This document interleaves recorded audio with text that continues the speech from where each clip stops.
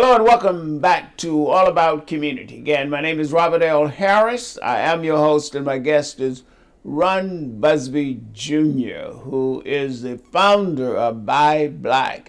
And when we went to break, we were talking about certification, etc. I understand that one in every 100 businesses in the United States are owned by Black. Is that semi-correct? So one in every 100 Black-owned businesses today is actually on ByBlack. So Oh, that's okay. the interesting stat, is that we're really proud to say that we've got that 1% today, which is a really robust list. And you got folks that are making cakes. You also got folks that are making mannequins for stores across the country. It truly is the most random set of groups in a good way. But I say to say we are at that 1%, and our goal is to hit 2 and 3 and 5 and on and etc. on. And it really comes from being able to have conversations with community leaders like yourself, people that really have insight and connection to business owners. Let them know, hey, we are here. We're offering these tools at no cost to you, and we really want to be able to have a conversation about connecting Black businesses. And I understand the last several years, more than $50 million have been given through contracts and grants and stuff.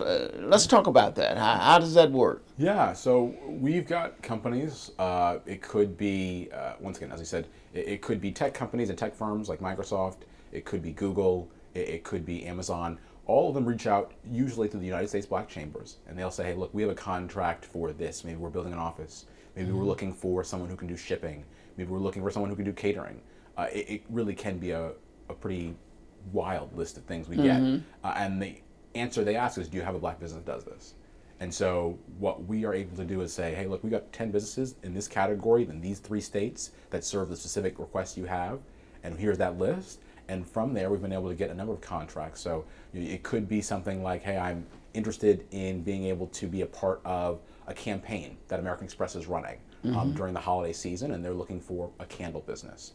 Or maybe you have a company that is saying, hey, I'm looking for a business that can do some sort of construction for a new project that we're launching. They'll reach out to us for that. And so you have a really interesting sort of lens with which you can go ahead and say, how do we connect more businesses, realizing that there is appetite. You just have to be there when the opportunity's there. And you can connect persons, I guess, up anywhere. They may be in Oakland, and you can connect them up with somebody in New York. Is that right? Yeah. The real question is, right, where is the service being requested? Right. And for us, the reality is that Black business looks and operates in so many different ways. If you do business virtually online or completely online, that's not a problem. If your business is only serving these 5 cities or these 3 states, that's also fine. For us, we recognize that requests that are inbound, whether from regular consumers, local governments, or corporations, it really is robust. And so we just actually need to know who you are to be able to also tell companies that there are no more excuses. Do you have any, off the top of your head, any examples of businesses you've connected up? Yeah. There are some really great examples. We had a conference that we hosted in DC maybe about a year or so ago, where we had it at the MGM. And so we were doing it, and basically what the whole event was we were having Black-owned spirit brands. It could be beer, wine, vodkas, tequilas, etc. They were all taking over this bar there. So you had the bartenders making all kinds of mixed drinks, etc. And some executives from MGM came to the event, and they said, we really loved this vodka, this whiskey, etc. And so they said, it's not enough for us to just like this. We're not going to put it in all of our MGMs. And so you can now find a number of our certified Black-owned businesses, not just in stores, but also being a part of the way that some of these hotels and casinos are actually selling and making their own mixed drinks.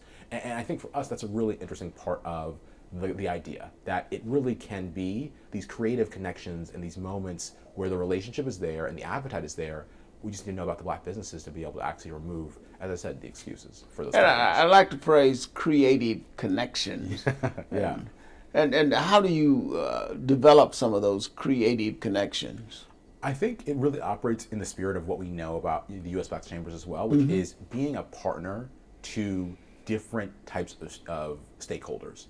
recognizing that we are all having different moments of procurement and buying. When I say that, it could be you and I are looking to buy something, but we have large governments. The federal government is the largest buyer of goods and services on earth. Yes. They buy tables and chairs and shoes and all kinds of things, and recognizing that, they're saying, look, here is a budget that we have to spend. We want to figure out how to do that. Being an ally and a partner to organizations that actually have people who get it and understand the need for solving this is what allows us to be able to sit in a gap and say, look, there's a Black business that can do that. Whether it's the printing services that you have and you can do labels for something, or whether it's the shipping services that they have and you can help get the boxes somewhere. So no matter what your business happens to be, there's always an opportunity to get involved with ByBlack. So don't touch that remote. Matter of fact, just put it down. We will be right back with All About Community. Again, my name is Robert L. Harris.